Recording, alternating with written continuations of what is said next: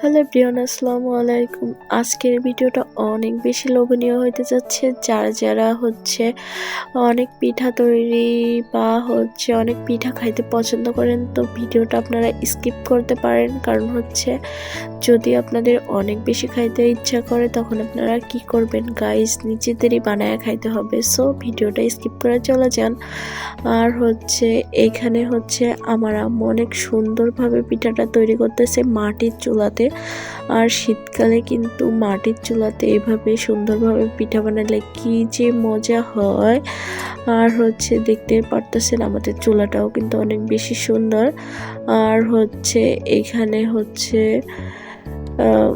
পিঠাটা হচ্ছিল, আর একটু পরে আম্মু চেক করে দেখতেছিল যে হয়েছে কিনা। তো এটা এখনো হয় নাই।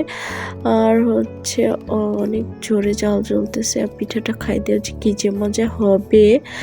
ওয়াও, দেখছেন গাইস, অনেক বেশি ফুলছে আর কি যে নরম, এটা অনেক বেশি মজা হয় খাইতে। আর এটাকে একদম রসের ভিতরে ভিজানো হবে, তো অনেক বেশি টেস্ট হবে। আর যেহেতু বানানোর পরেও কিন্তু রসে ভিজায় রাখতে হয় অনেকক্ষণ।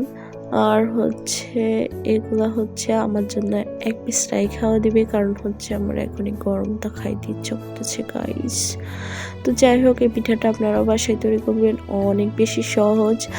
আর আপনারা যদি চান তাহলে আমি সম্পূর্ণ ভিডিওটা আপনাদের কাছে শেয়ার করব যে এইভাবে এত সুন্দরভাবে কিভাবে আপনারা বাসায় তৈরি করবেন। আর পিঠাটা কিন্তু অনেক বেশি নরম হয়েছে। আর এই পিঠাটা মাখানোর কাছে সবকিছু আপনি যত সুন্দরভাবে এটা আটাটা মারবেন, ততই আপনার পিঠাটা সফট হবে আর অনেক মজাও লাগবে।